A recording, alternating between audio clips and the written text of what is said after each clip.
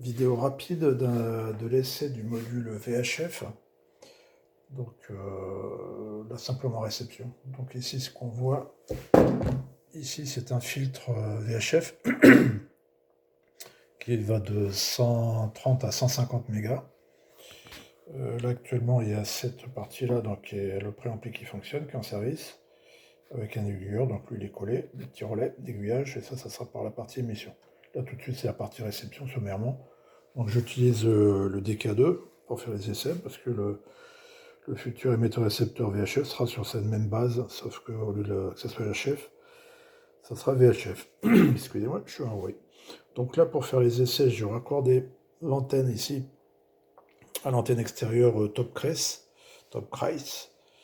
donc qui est à peu près à 5 mètres sur un mât de 5 mètres de haut, à partir du sol. Et comme bon, je peux essayer avec mon petit Baofeng, mais ça me donne rien, je suis à côté. Donc moi, ce qui m'intéresse, c'est de savoir s'il reçoit bien les relais, les choses comme ça. Donc je vais déclencher le relais de Cestas, qui se trouve à 7-8 km d'ici à peu près. Je sais pas, à peu près 10 ou 10 bornes, je sais plus.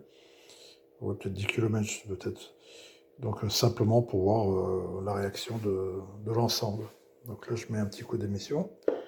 Et là, toc, et ça marche. Donc là, la première porteuse, c'est moi qui l'ai créée avec le Baofeng. Et après, c'est le relais qui va répondre en morse. Ah bah tiens, ça c'est pas moi.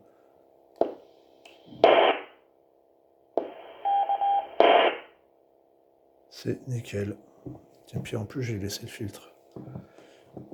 Hop, allez, un petit dernier point route. Oh, ça fait plaisir. Ça fait vraiment plaisir. Là, j'ai le taux de sérotonine qui a grimpé d'un coup. Donc c'est encourageant. Donc voilà à quoi ça ressemble.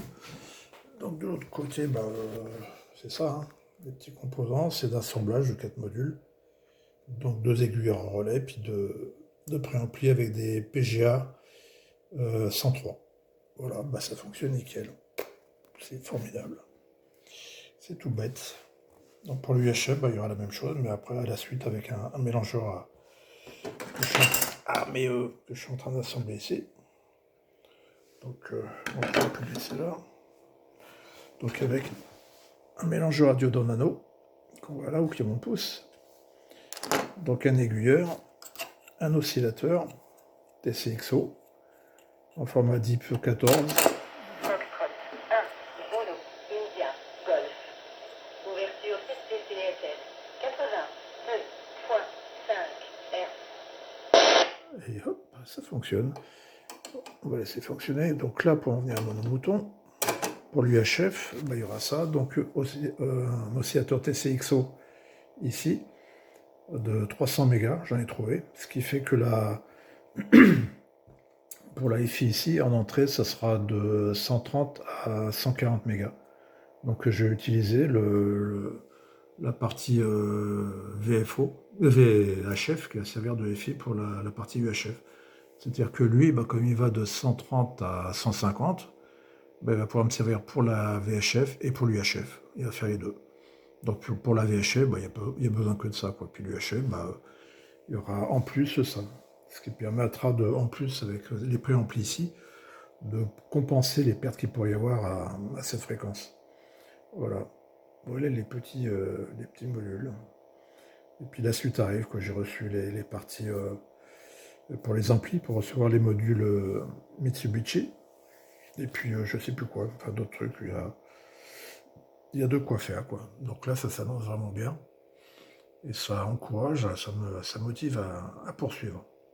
Voilà pour cette première vidéo du futur émetteur-récepteur UHF, VHF. Comme ça, ça va ressembler à peu près à ça. Sauf qu'il y aura des fonctions qui sont différentes. Là, par exemple, le LC, ça va être plutôt remplacé. Le LC, on n'aura pas besoin, mais ça va être remplacé par un encodeur avec un bouton qu'on appuie pour enclencher ou désenclencher le CTCSS pour déclencher les relais. Donc l'encodeur, lui, il jouera il choisira la fréquence.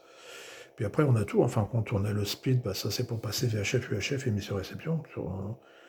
Sur le cas, il y a tout. Bon, il y aura d'autres trucs, il faudra voir. Il faudra une touche pour déclencher les relais avec le 600 kHz de décalage, donc la touche 1750 Hz. Et puis voilà, quoi, ça s'annonce pas mal. Donc après, bah, il y aura de la place.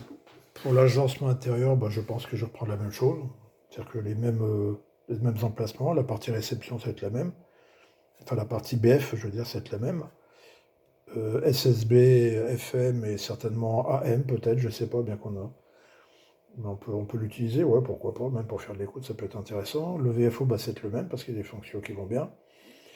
Lui, par contre, il va changer un peu de place, et puis la partie réception va plutôt servir pour la FI qui sera non pas en 57, mais en 39 mégas. Pourquoi 39? Bon, enfin, bon, c'est les mêmes oscillateurs qu'on utilise, mais j'utilise l'autre fréquence image. Pour quelle raison, je ne me rappelle plus. J'ai pu détamer que c'était ça. Bah, sinon, tout le reste, ça reste. Et puis, bon, bah, tout ce qui est partie HF, par contre, ça sera remplacé par ce module-là, par le filtre.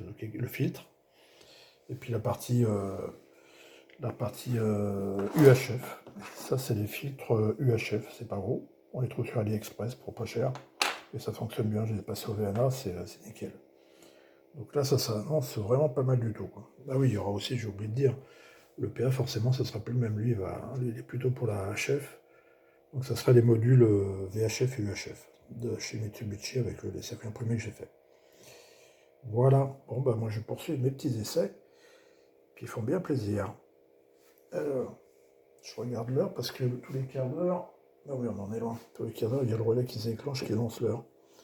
Allez.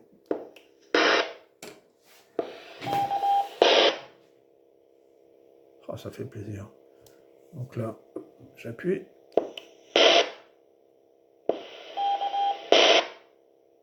Ah, nickel. C'est nickel, nickel, vraiment nickel. Content je suis. Formidable. Ok, bah voilà pour la première vidéo d'une belle histoire qui démarre. Une nouvelle histoire qui démarre. Voilà, bah plus tard. À bientôt.